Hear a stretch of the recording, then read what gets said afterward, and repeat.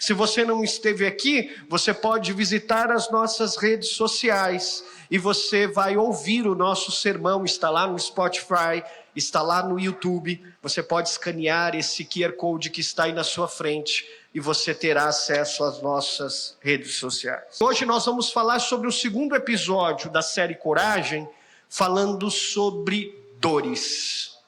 Quando a coragem se depara com a dor, como é que a gente lida com isso?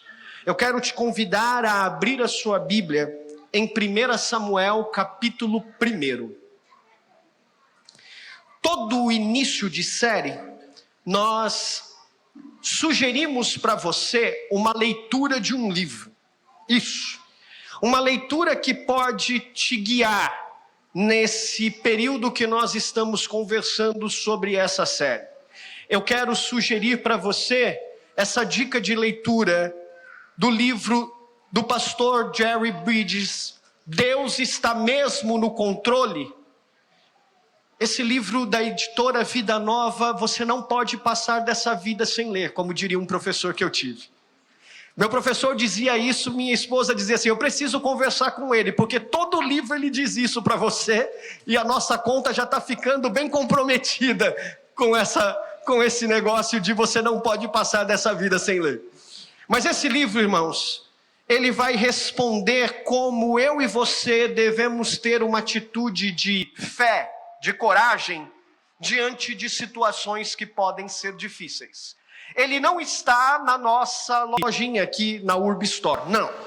E eu também não estou ganhando nada com isso. Isso daqui é uma dica para que você possa ser abençoado com essa leitura e isso possa edificar a sua fé. Deus está mesmo no controle, pastor Jerry Bridges. 1 Samuel, capítulo 1, eu quero ler e eu peço que você me acompanhe na leitura para que a gente possa fazer isso juntos. Nós vamos ler 28 versículos, são muitos, então segura na minha mão e vamos junto, a gente vai chegar lá, tá bom? Diz assim o texto: havia certo homem de Ramataim Zufita, dos montes de Efraim, chamado Eucana, filho de Jeroão, neto de Eliú e bisneto de Tou, filho do efraimita Zufi. Ele tinha 2 mulheres, uma se chamava Ana e outra se chamava Penina. Penina tinha filhos, Ana, porém, não tinha.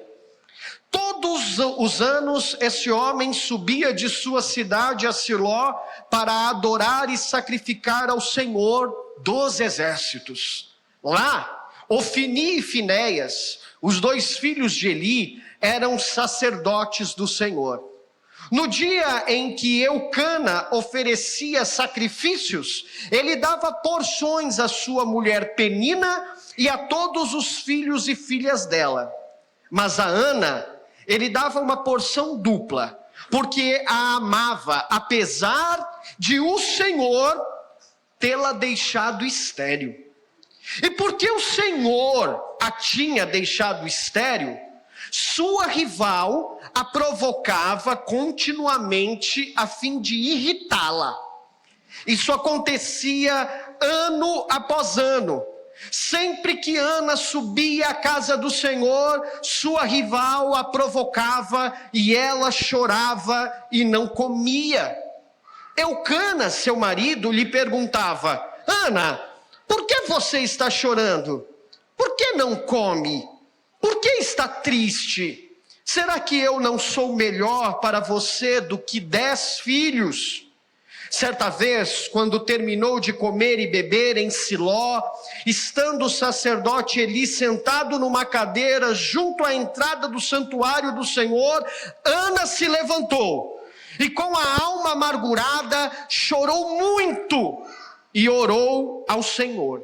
E fez um voto dizendo: ó Senhor dos exércitos, se tu deres atenção à humilhação de tua serva, se te lembrares de mim, se não te esqueceres de tua serva, mas lhe deres um filho, então eu o dedicarei ao Senhor por todos os dias de sua vida, e o seu cabelo e a sua barba nunca serão cortados.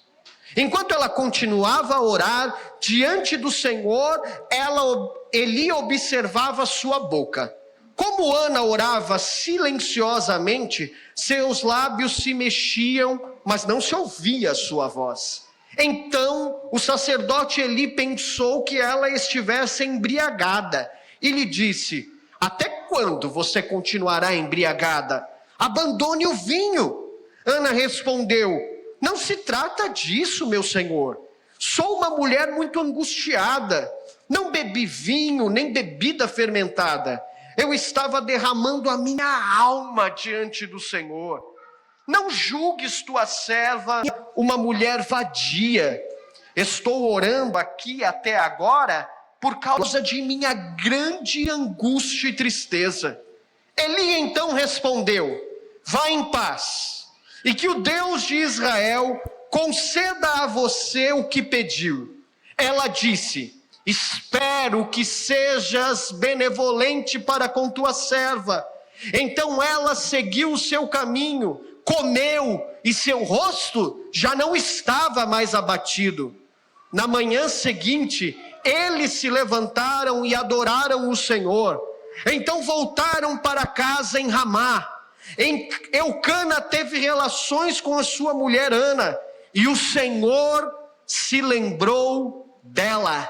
Assim Ana engravidou e no devido tempo deu à luz um filho, e deu-lhe o nome de Samuel, dizendo: eu o pedi ao Senhor.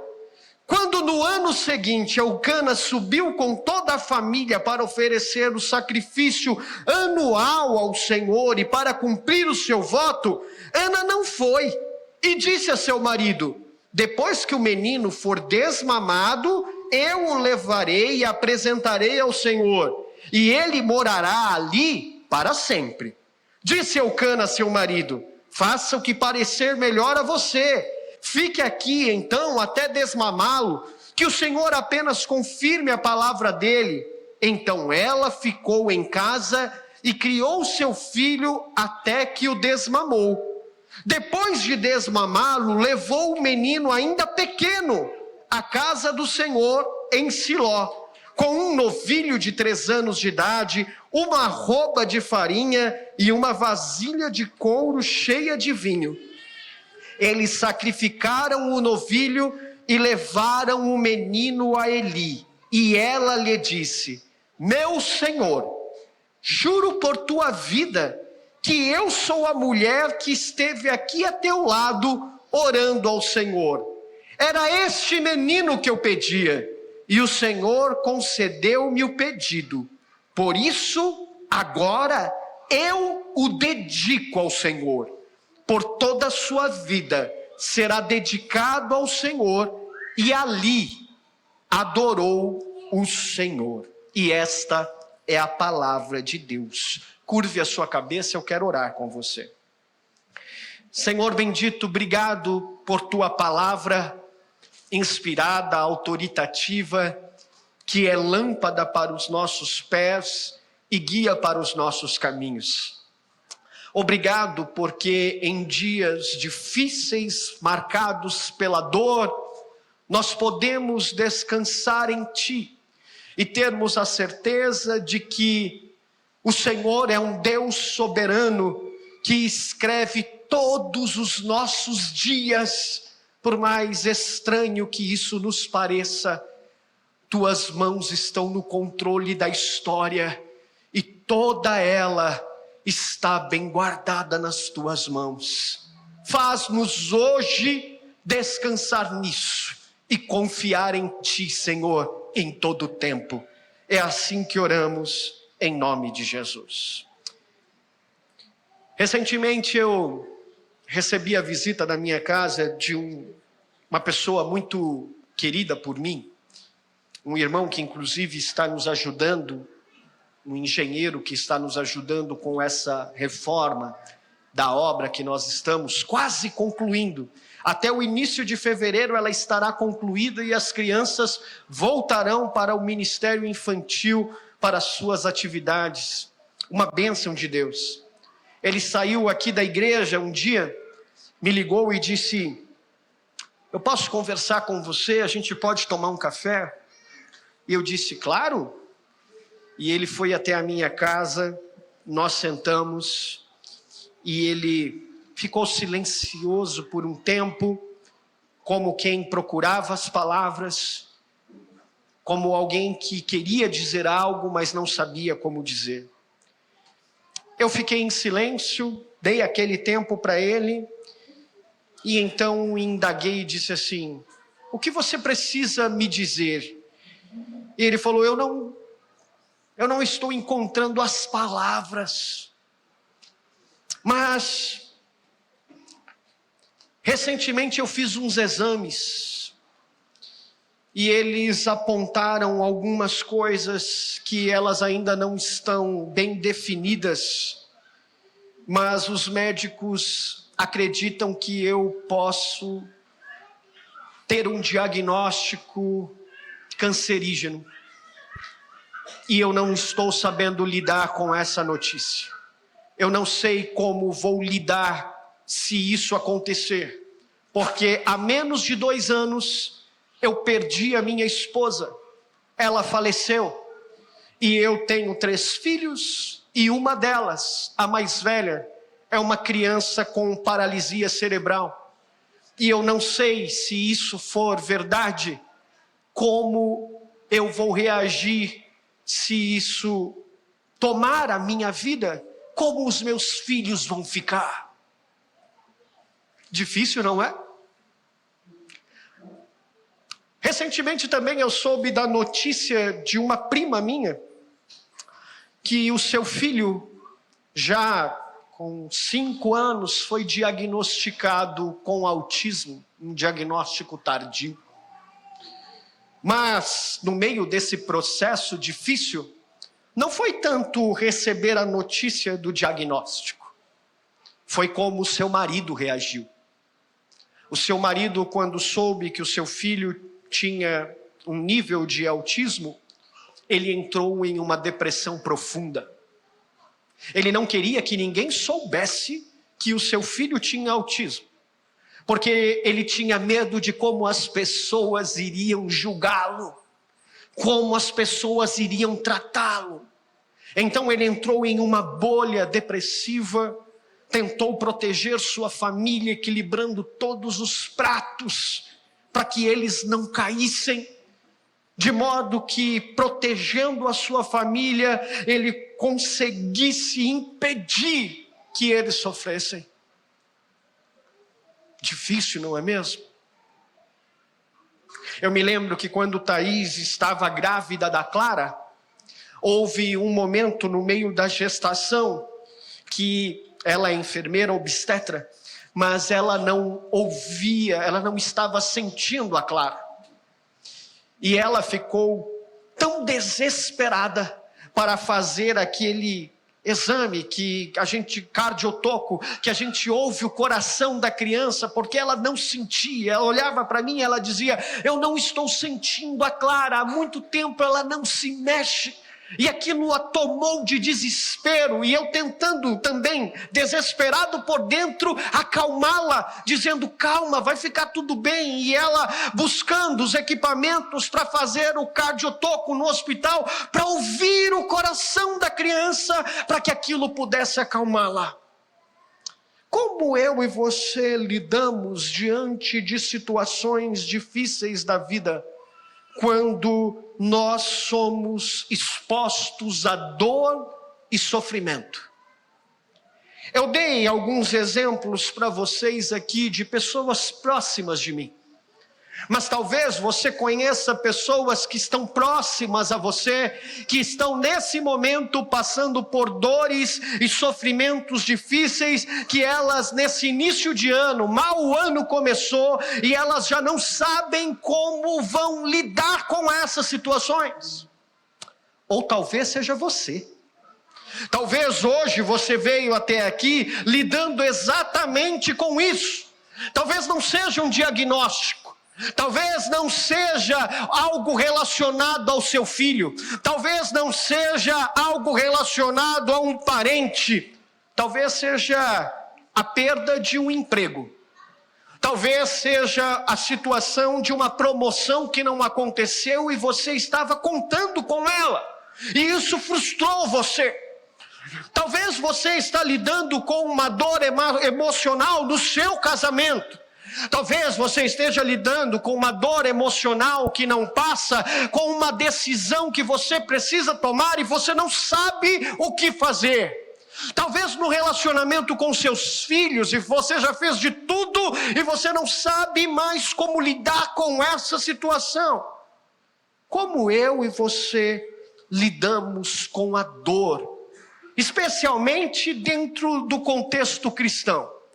Eu não sei se você já percebeu, mas eu e você, no contexto cristão, às vezes temos a ideia de acreditarmos que as coisas podem fugir do nosso controle. A gente perde o controle das coisas, mas quando a gente chega em Deus, já percebeu que a gente dá uma bugada? Porque a gente pode até perder o controle das coisas, a gente toma uma decisão errada quando não deveria fazer uma coisa e faz. Às vezes a gente não tem o controle das coisas, e simplesmente elas acontecem na nossa vida, o chão foge dos nossos pés, e a gente não tem controle sobre isso. Mas como a gente lida com isso da perspectiva de Deus? Será que Deus tem o controle da história mesmo? Será que Ele está vendo que todas estas coisas estão acontecendo na nossa vida? Será que de fato Deus é soberano? Será que de fato Ele tem todo o controle da nossa vida nas mãos? E se tem, por que Ele não age? Será que de fato Deus é bom? Porque se é bom, por que Ele permite que o sofrimento exista na vida daqueles que o buscam e o amam? E se Ele é bom, será que Ele é totalmente todo poderoso? Por quê? Por que Ele não impede que o sofrimento acabe? É interessante quando a gente olha para esse texto, porque a gente vai enxergar algumas respostas para como eu e você lidamos com o sofrimento e esses questionamentos. Como a gente lida com a dor quando ela surge e a gente não sabe o que fazer. A gente simplesmente trava. E quando a gente tem perguntas, que a gente talvez bugue diante da nossa relação com aquele que é soberano sobre todas as coisas. Deixa eu te explicar o que eu quero dizer olhando para o texto, fique com a sua Bíblia aberta. Essa mulher que nós vamos estudar, pensar hoje, é uma mulher chamada Ana. E essa mulher é uma mulher que também foi marcada por dor e sofrimento.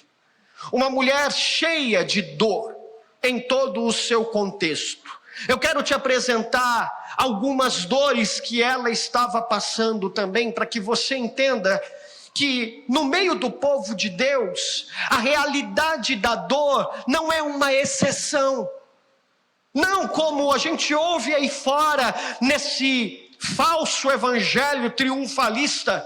A dor não é uma exceção, ela faz parte da nossa essência. Como cristãos, desculpa te decepcionar. Eu disse para minha esposa no domingo passado, quando terminou o culto, eu falei assim, poxa, se os irmãos voltarem no domingo que vem, eu vou ficar muito feliz, porque nós começamos o sermão dizendo para eles que eles não devem romantizar a vida. Né? Que pastor é esse que começa o ano, ao invés de encorajar, diz, olha, não romantizem. E agora eu vou dizer para vocês que a dor faz parte da nossa essência cristã. Espero que vocês voltem domingo de novo, tá bom?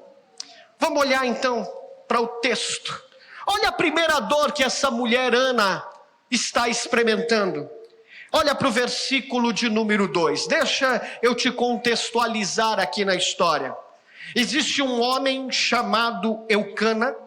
Esse homem era casado com 2 mulheres. Eu não vou entrar nesses detalhes sobre a poligamia do povo na época, porque isso é uma história para a gente conversar no ambiente mais teológico da academia, mas sim, Deus não aprovava a poligamia, mas tolerava o pecado da poligamia naquela época. Deus estabeleceu uma única mulher, um único casamento, mas o povo, se você olhar para o livro de Juízes, você vai perceber que o povo vivia de acordo com seus próprios preceitos. À época dos juízes, o povo fazia aquilo que era certo aos seus olhos, e por isso Deus tolerava o pecado do povo, e isso é o que nós vemos aqui. Esse homem vivia com duas mulheres, uma se chamava Penina e a outra se chamava Ana. Essa mulher, Penina, a Bíblia vai nos dizer que ela tinha filhos, mas Ana não. Dá uma olhadinha no versículo de número 2. Ele tinha duas mulheres, uma se chamava Ana e a outra Penina. Penina tinha filhos, Ana, porém, não tinha. Agora, dá uma olhadinha no versículo de número 5 e 6. Porque até aqui, no versículo de número 2, tudo bem, Ana não tem filhos. Só que quando a gente olha para esse versículo apenas, a gente acha um monte de coisa. A gente pode achar que Ana não tinha filhos por opção, como muitos casais hoje não têm. Mas a gente precisa entender que não havia para o povo de Deus uma opção em não ter filhos. A bênção de Deus da gestação, ela estava fruto de um mandamento.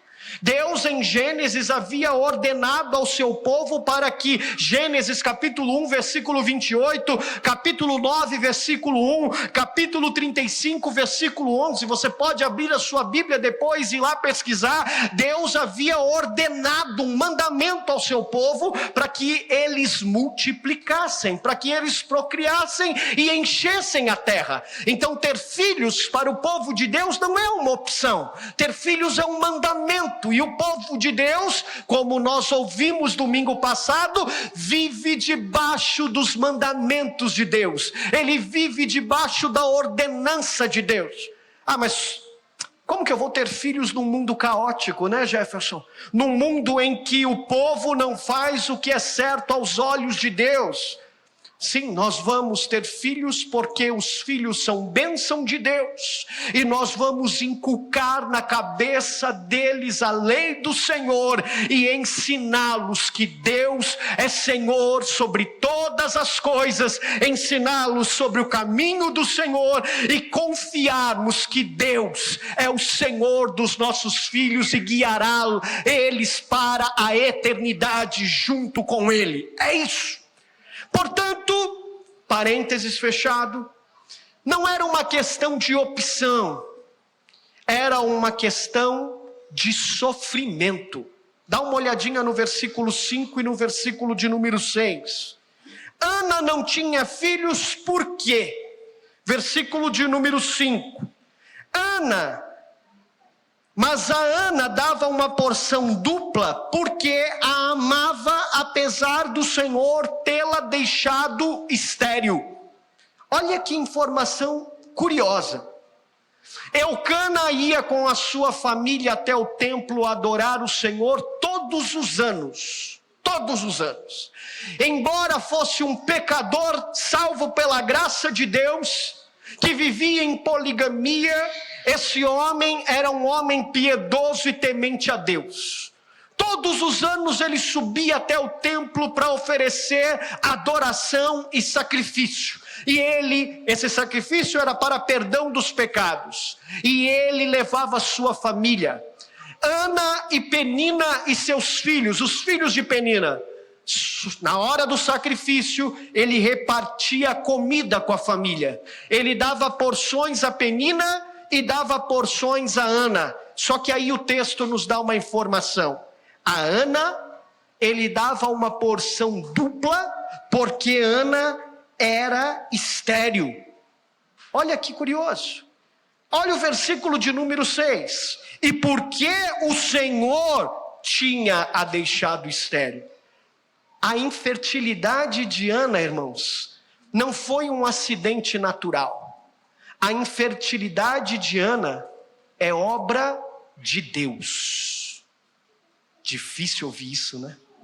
É o que o texto está dizendo. Vou ler de novo para você. Apesar de o Senhor tê-la deixado estéril, o Senhor a tinha deixado estéril. A primeira dor que Ana está sofrendo aqui é física. E é uma dor da esterilidade. E essa esterilidade, a informação que você precisa ter é que ela não é um fenômeno natural. Ana não tinha um problema natural que aconteceu por qualquer outra razão, a não ser que Deus havia a deixado estéril. Deus fez isso. Há uma ironia aqui. Deixa eu te explicar por quê.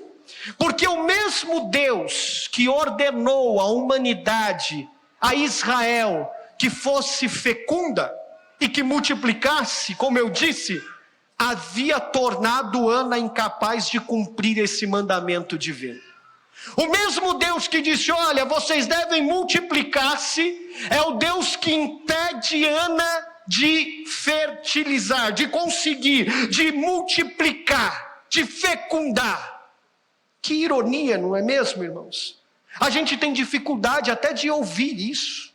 A gente tem dificuldade de aceitar isso. Isso chega a escandalizar os nossos ouvidos. Porque Deus, Ele cerrou a madre de Ana? Por que Deus fez isso? Nós vivemos em um dilema de fé. Aquilo que eu disse para vocês, como pode um Deus bom permitir que isso aconteça? Ou Ele não é bom, ou então Ele não é todo poderoso. É como se eu e você não pudéssemos viver diante dessas duas realidades. Deus é bom e Ele é todo poderoso. Fica com esse problema aí e a gente vai resolver ele daqui a pouco. Agora tem uma outra dor, uma dor emocional. Dá uma continuidade no versículo. Versículo de número 6, vai dizer que por causa dessa dor física estéril, por causa do que Deus está fazendo com ela, a sua rival, Penina, a outra mulher, olha o que ela fazia. E porque o Senhor a tinha deixado estéril, sua rival fazia o quê? A provocava continuamente. E com qual objetivo ela a provocava? A fim de irritá-la. Um senso de competição. Olha o versículo de número 7. Isso acontecia ano após ano. Ana estava sofrendo a dor emocional da humilhação. Todo ano Penina ficava zombando da cara dela e dizendo, eu tenho filho, você não. Eu tenho filho, você não. E naquela época, meu irmão, não ter filhos para uma mulher era um problema muito grave. Porque era como se Deus estivesse a punindo por algo. Para a sociedade daquela época, não ter filhos era trágico.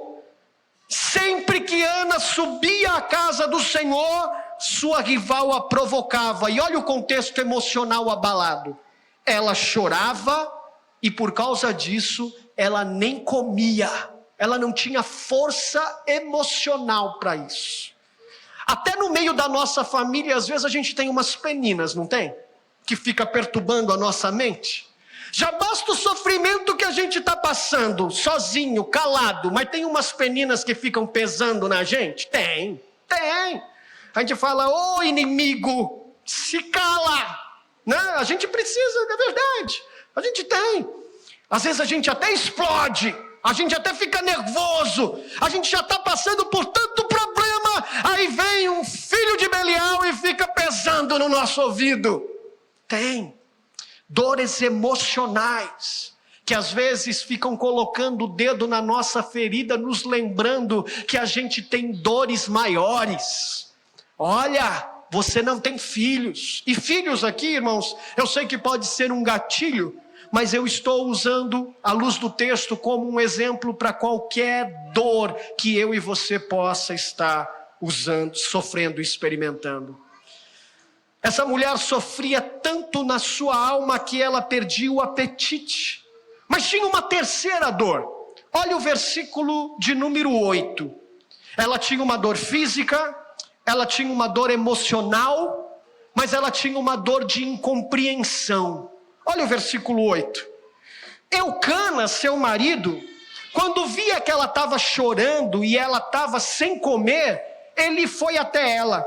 E aí seu marido perguntou para ela: Ana, por que você está chorando? Por que você não come? Por que você está triste? Será que eu não sou melhor para você do que 10 filhos? Espera aí, meu irmão. Esse homem está tentando acalmar as coisas. Parece até bonitinho o que ele está fazendo aqui. Até fofo. Mas Eucana não compreendeu o tamanho da dor dessa mulher. Essa mulher tem um vazio dentro dela que ela não pode suprir. Não há nada que ela faça para corrigir o seu problema. Ela quer ter um filho, porque para a sociedade daquela época isso é um problema. E esse homem fala assim: ó, eu não sou melhor do que 10 filhos para você, olha como eu sou bom para você. Fica quietinho, por favor. Você não está compreendendo o tamanho do meu problema? Se fecha. Por favor, fica calado. Uma dor de incompreensão dentro de casa. E aí você vai para o versículo de número 12 e 13. Vai aí para o versículo de 12 e 13. Ela foi orar por causa da sua dor, como a gente verificará já já. Só que enquanto ela orava, o sacerdote Eli achou que ela estava bêbada. Ela orava em silêncio, os seus lábios se mexiam e não saía voz. E por causa disso, dá uma olhadinha no versículo de número 13. Então Eli pensou que ela estava embriagada e lhe disse: até quando você vai continuar bêbada? Tira o vinho de você. Incompreendida, até quando ela está no meio do povo de Deus. Desculpa, irmãos, mas às vezes no meio do povo de Deus, a gente vai ser ferido sim. No meio do povo de Deus, às vezes a gente não vai conseguir ser compreendido completamente, e às vezes a gente vai se ferir. Incompreensão do sacerdote. Agora, deixa eu te dizer uma coisa. A dor, seja qual a sua natureza, seja física, seja emocional, seja de incompreensão das pessoas, talvez você esteja experimentando uma dessas naturezas de dor. Elas são capazes de revelar as nossas dúvidas mais profundas e pessoais acerca de Deus. Será que eu posso confiar mesmo em Deus? Será que Deus está mesmo no controle da minha vida? Será que Ele se importa mesmo comigo? No domingo passado, eu disse para vocês que a bênção de Deus se desenvolve dentro dos limites desenvolvidos por Ele. Vocês se lembram disso? Dentro dos limites.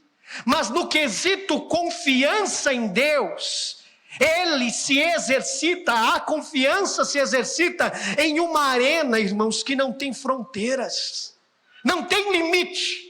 Quando o quesito é confiar em Deus, a gente não tem noção da duração do tempo. A gente não sabe quanto tempo vai levar essa doença. Eu já disse para você que a minha irmã, meu sobrinho que cuidou da minha irmã, eu e ele está aqui hoje. Esse menino que está aqui do lado é o neto dela. O médico deu 3 meses para que minha irmã vivesse. Ela viveu 9 anos.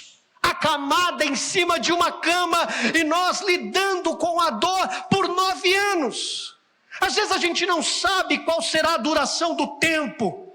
a frequência das circunstâncias dolorosas que a todo momento nos convidam a confiar em Deus dia a dia, elas nos falam: você deve confiar em Deus hoje, porque todos os dias elas nos questionam, elas nos subestimam, e a gente vai lidando com o desconhecido todos os dias.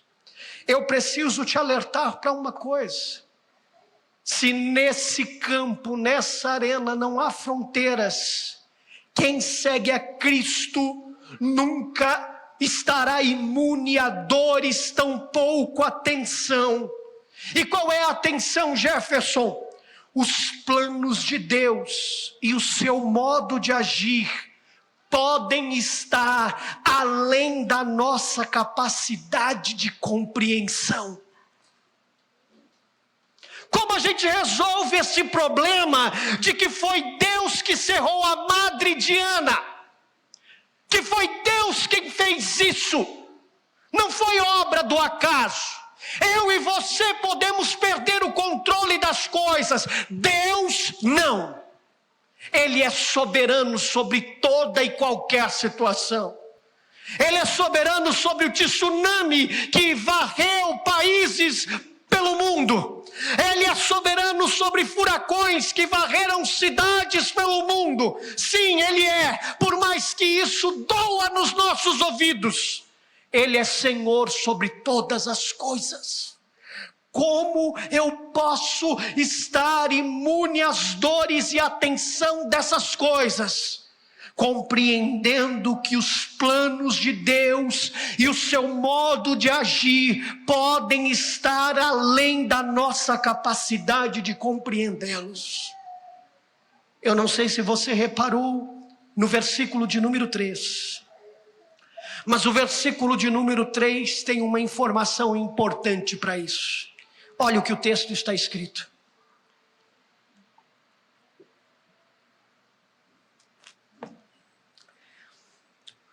Todos os anos Eucana subia da sua cidade para adorar e sacrificar ao Senhor dos Exércitos.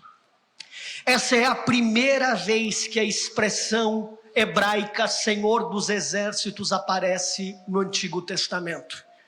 E há uma outra tradução para essa palavra, esse nome de Deus, Senhor dos Exércitos: o Todo-Poderoso. Sabe o que significa isso? O escritor Samuel está dizendo para nós como eu e você devemos lidar com a tensão da dor, de coisas que eu e você lidamos, mas às vezes não vamos saber explicar o porquê. Foi Deus quem cerrou a Madre Diana e fez ela passar pela dor física, pela dor emocional e pela dor da incompreensão. Por quê? Porque os planos de Deus e o seu modo de agir podem estar além da nossa compreensão. A gente vai chegar lá, se acalme. A pergunta então é: você pode confiar em Deus mesmo sem compreender os seus planos?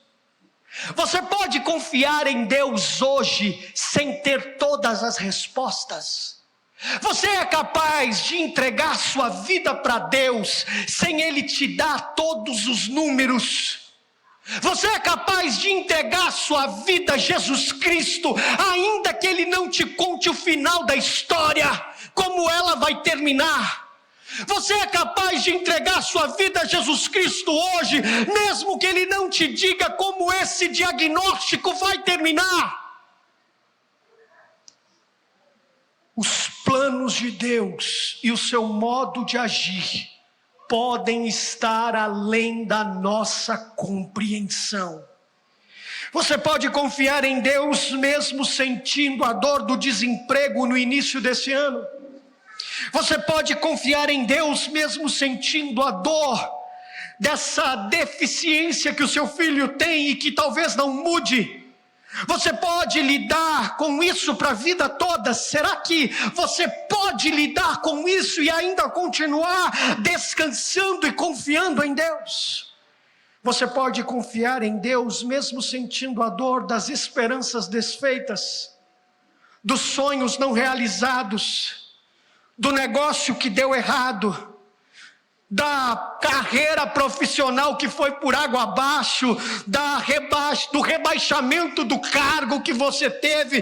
Você pode confiar em Deus quando o sentimento é de injustiça, quando você é rejeitado por alguém, quando o seu cônjuge vai embora, quando você sofre preconceito racial. Será que você pode confiar em Deus mesmo que as coisas não mudem? A vida será cheia de surpresas dolorosas. Então você precisa... Se o rapaz do som puder me ajudar abaixando um pouquinho. Você precisa e deve confiar em Deus, mesmo quando você não é capaz de compreendê-lo. A Bíblia nos ensina que Deus é soberano sobre todas as coisas. Tá bom, Jefferson, como é que você vai resolver esse problema? Como é que você vai dizer para mim que eu tenho que confiar em Deus e é isso? A Bíblia nos ensina que Deus é soberano sobre todas as coisas. E Ele também é bom. Então guarde isso. Deus é soberano e é todo-poderoso, e Ele também é bom. E o nome disso que nós estudamos na teologia se chama providência divina. Essa é a disciplina, é a doutrina da providência. É a providência divina que nós estudamos, e ela trata da ideia de uma intervenção de Deus em nossos assuntos. Uma ação de Deus em nossos assuntos. E essa intervenção de Deus, a sua providência, ela atua de forma generosa e benevolente. Em outras palavras, é o seu cuidado constante por toda a criação. O Deus Todo-Poderoso agindo de forma generosa e benevolente, cuidando de toda a sua criação, inclusive de mim e de você. Porque Ele governa de forma absoluta sobre todas as coisas. E Ele governa de forma absoluta para quê, Jefferson? Para duas coisas. Duas coisas. Guarde isso. Para a sua própria glória e para o bem-estar da sua criação. Duas coisas, guarde isso. A providência de Deus age, intervém para a sua própria glória e para o bem-estar do seu povo. O que significa isso, Jefferson? Primeiro, para a sua própria glória. Você não é o protagonista da história, meu irmão. Você não é a última bolacha do pacote de Deus. Desculpa te decepcionar. Tá difícil esse ano, né, Jefferson? Puxa vida... Não volto mais aqui, pastor. Queria ouvir outra coisa. Você não é a ovelhinha fofinha que Ele deixou 99 e foi atrás de você. Não, não é sobre isso. Você entendeu o texto errado. Não. Isso tem a ver com o cuidado generoso de um pastor amoroso e benevolente, que Ele está comprometido com o seu povo. Não é sobre a ovelha, é sobre o pastor. É isso. É sobre ele. Sabe por que Deus fechou a madre Diana? Porque Ele queria se revelar para ela. Em que forma Ele queria se revelar para ela? Um Deus amoroso e pessoal, que apesar da dor e do sofrimento, Ele intervém na nossa história e se revela para nós como Ele é. Um Deus que tem a história na mão. Ele pode fazer coisas extraordinárias por mim e por você, se você depositar a sua confiança nele. Ele é bom, porque Ele tem todo o controle das nossas vidas nas suas mãos. Ele não é um Deus masoquista, Ele é um Deus comprometido em cuidar de nós até o fim. Portanto, os planos de Deus e o seu modo de agir, eles podem estar além da sua capacidade de compreendê-los. E por isso, eu e você precisamos aprender, independente da natureza da dor, ainda que ele nos frustre, a confiar no seu caráter, porque na hora certa, ele irá intervir para a sua glória e para o seu bem-estar, o bem-estar do seu povo. Qualquer que seja a desgraça, qualquer que seja a adversidade desse ano, você pode estar certo que Deus tem um propósito de amor nessa situação, e Ele não exerce sua soberania e a sua bondade por capricho. Ele exerce a sua soberania e a sua bondade para a sua glória. Agora, Jefferson, como isso pode acontecer? Como eu posso confiar em Deus? Eu me lembro que quando meu primeiro trabalho registrado, eu já disse aqui para vocês, foi em uma universidade, e lá eu tive a oportunidade de estudar, tive bolsa 100%. Só que quando eu entrei nessa universidade para uma entrevista, a primeira entrevista que eu tive, eu estava tão ansioso por aquele trabalho, ia ser o meu primeiro trabalho registrado. Eu já trabalhava desde os meus 12 anos, mas naquele momento era o meu primeiro trabalho registrado. Eu cheguei na entrevista, o homem só faltou me colocar nas nuvens. Você fuma? Não. Bebe? Não. Eu falei, eu sou crente. Ele falou, puxa, você é o rapaz que eu estou precisando. Eu falei, deixa Deus te usar. Estava bem pentecostal naquela época. Estou precisando desse emprego. O cara falou assim, é isso, vamos. Desci a avenida em direção ao metrô, todo com o coração cheio de esperança. Voltei para casa, contei para minha mãe. A mulher do Coquinho hoje está aqui, irmãos, aqui ó. Todo cheio de esperança. Minha mãe é penteca, é da Deus e amor. Cheio de esperança. Uma semana depois eu recebi uma cartinha na minha casa. A Pontifícia Universidade Católica de São Paulo agradece por você ter participado do processo seletivo. Eu não entendi nada, liguei. Aí a mulher disse assim do RH, você não passou. Eu falei, vocês ainda estão agradecendo por isso? Não passei, vocês estão agradecendo. Fiquei tão decepcionado, triste, não conseguia mais confiar. Uma semana depois ainda ela me ligou. Você pode fazer outra entrevista? Eu disse, tem outra vaga? Pois é, era uma vaga só, mas a gente quer te dar uma outra chance. Eu disse, eu vou. Fui até lá. O rapaz que me entrevistou parecia o pinguim do Batman. Ele nem olhava na minha cara. Eu falei, rapaz, se aquele inimigo que me colocou nas nuvens não me pegou, esse daqui então nem olha para mim. A pessoa que eu escolher, o RH vai entrar em contato. Eu fui embora desanimado. Uma semana depois, que provação dura, tanto tempo. O RH me ligou, eu falei, já sei, vocês economizaram na carta. Não, você passou. Pode trazer seus documentos? Falei, claro, cheguei lá. Quando levei meus documentos, eu descobri que a segunda vaga tinha um salário melhor do que a primeira, um horário melhor do que a primeira. Só que eu, na minha incapacidade, não era capaz de compreender que os planos de Deus e o seu modo de agir podem estar além da minha capacidade de compreendê-los.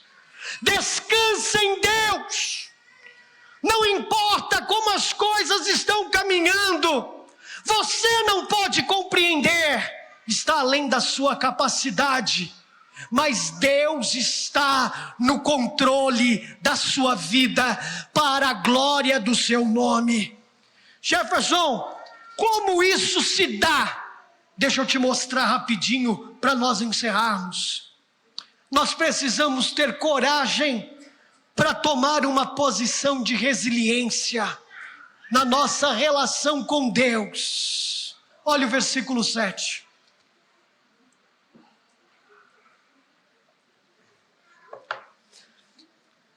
Ana era castigada emocionalmente por Penina. Mas olha o que o versículo 7 diz.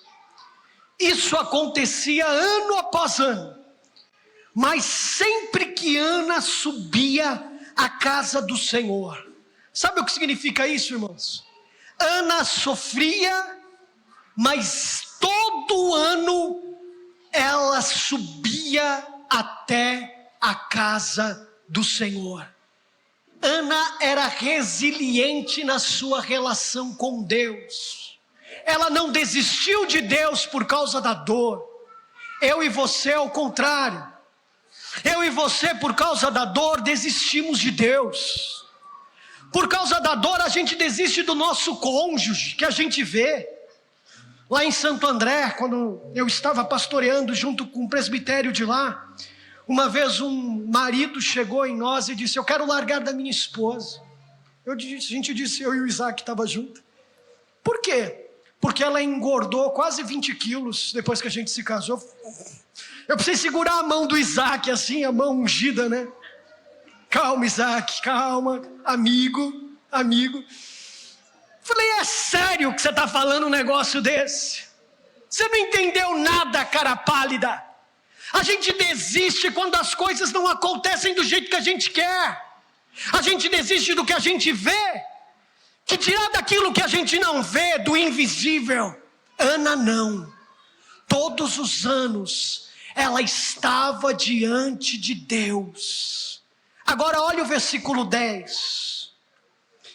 Com a sua alma, olha, ela se levanta, final do versículo 9. Mesmo com a sua alma amargurada, chorando muito, o que ela faz? Ela ora ao Senhor. A gente precisa ter coragem para reagir diante das dores da vida. De que forma? Amargurados e chorando, mas de joelhos no chão, reconhecendo quem Ele é e quem nós somos. Sabe como você vai vencer as dores dessa vida? Não questionando o que Deus está fazendo que não te vê, não reconhecendo os porquês dessa vida.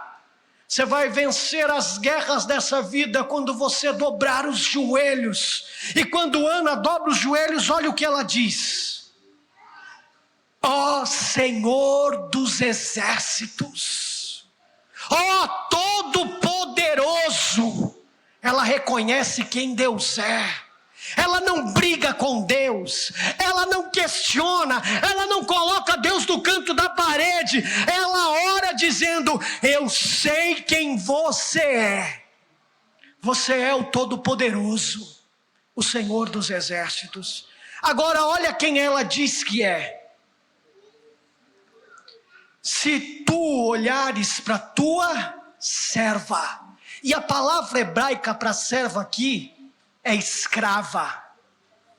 Se tu olhares para tua escrava doméstica, é isso que está dizendo aqui. Se tu olhares para mim, eu que não sou nada e nem ninguém, eu que não tenho condições alguma para questionar quem o Senhor é. E sabe como isso fica mais bonito? Quando você olha para o versículo 11, você vê a oração de Ana.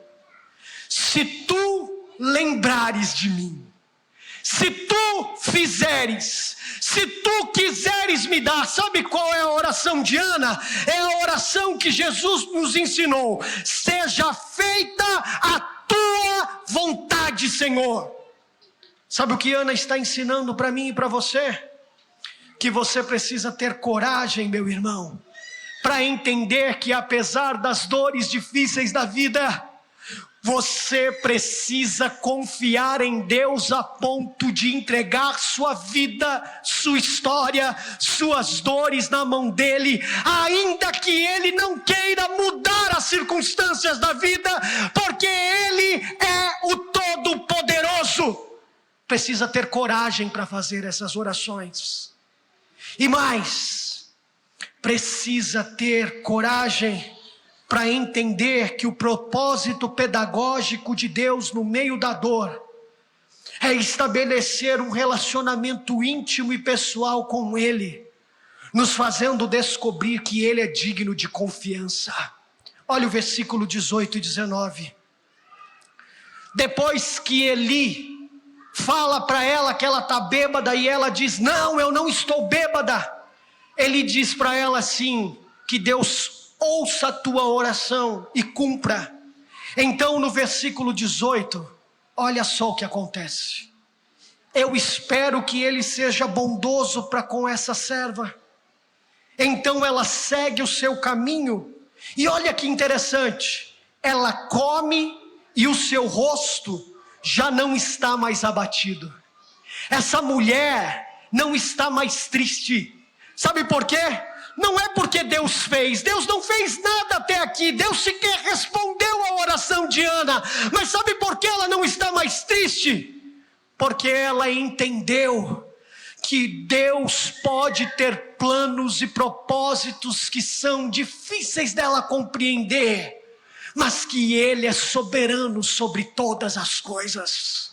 E que no final de todas as coisas, o propósito pedagógico de Deus no meio da dor é estabelecer um relacionamento conosco, a fim de que a gente o conheça. Como? De joelhos, ó Todo-Poderoso. Eu sei quem você é, e eu sei quem eu sou, tua serva. Faz tua vontade na minha vida. Ainda que as coisas não aconteçam, ainda que a figueira não floresça, ainda que não hajam frutos na vide, ainda que o produto da oliveira minta. Ou seja, como o profeta Abacuque disse, ainda que nada aconteça, eu continuo confiando em ti. O seu rosto não estava mais abatido. E aonde isso me leva, Jefferson? Isso me leva à adoração. Olha o versículo 19. Eles se levantaram e adoraram. Quando eu e você não tem como objetivo as respostas, mas descansa em Deus, independente das respostas, a gente é capaz de adorar. Na manhã seguinte, eles adoraram ao Senhor. Responda para mim. Você é capaz de confiar em Deus mesmo sem todas as respostas? Você é capaz de adorar ao Senhor mesmo que as coisas não aconteçam como Ana fez? Coragem! Deus é tudo aquilo que você precisa hoje. E olha como isso fica mais lindo. 24 ao 28. A continuidade do versículo é que Deus deu aquilo que Ana pediu. Não porque ela pediu, mas porque Ele é bom. Ele é bom. E aí Ana resolve cumprir os seus propósitos também com Deus. E ela, nos versículos 24 a 28, diz assim, que depois que ela desmamou o menino, ela levou o menino ao templo e entregou o menino ao sacerdote para que ele fosse um nazireu de Deus. Isso significa que esse menino ia viver toda a sua vida no templo. Como pode uma mãe que nunca teve um filho, estéril, agora ter condições de entregar o seu filho ao sacerdote Eli, para que ele vivesse exclusivamente no templo do Senhor. Sabe o que isso significa, irmãos? Ana entendeu que Samuel era um presente de Deus, mas o filho dela seria um presente para Deus. Ana entendeu que tudo que temos vem de Deus e por isso é para Deus, nada é nosso. Samuel tornou-se um sacrifício vivo ao Senhor, como resultado do voto de Ana. Como eu posso descansar em Deus, Jefferson, hoje? Você não pode. Mas um outro pai fez isso. Porque um outro pai também entregou o seu único filho como um sacrifício vivo, para que ele também sofresse dores por mim e por você. Eu e você podemos descansar na certeza de que nenhuma dor dessa vida será capaz de nos impedir de viver um relacionamento com Ele. Jesus Cristo, o homem de dores, Ele veio para que eu e você, nele, pudéssemos viver uma vida de dependência, independente das circunstâncias. Você não é capaz de suportar sozinho as dores que você lida, mas Jesus Cristo pode te ajudar hoje, por seu amor leal, a te fazer suportar toda e qualquer situação dessa vida, porque Ele é tudo o que você precisa. Coragem. Se você quer essa coragem hoje, eu quero orar com você, para que o Senhor nos fortaleça, apesar da dor que talvez eu e você estejamos vivendo. Deus bendito, obrigado por hoje. Obrigado por tua palavra. Obrigado porque o Senhor nos dá esperança no meio da dor. Obrigado porque entre linhas escuras e claras, eu e meus irmãos podemos descansar nessa vida. Não temos todas as respostas, não temos todas as certezas, as linhas, as curvas da vida são difíceis, e talvez nesse momento a gente esteja experimentando coisas muito amargas. Faz-nos confiar em Ti. Faz-nos descansar na mão soberana de Deus, que não perdeu o controle da história. Faz-nos confiar no Deus que é o Todo-Poderoso. E quando não tivermos as respostas, que a nossa oração seja: faz tua vontade, faz o teu querer, e que a nossa vida seja uma vida de resposta e entrega ao Senhor. É assim que oramos, no nome do teu Filho Jesus. Amém.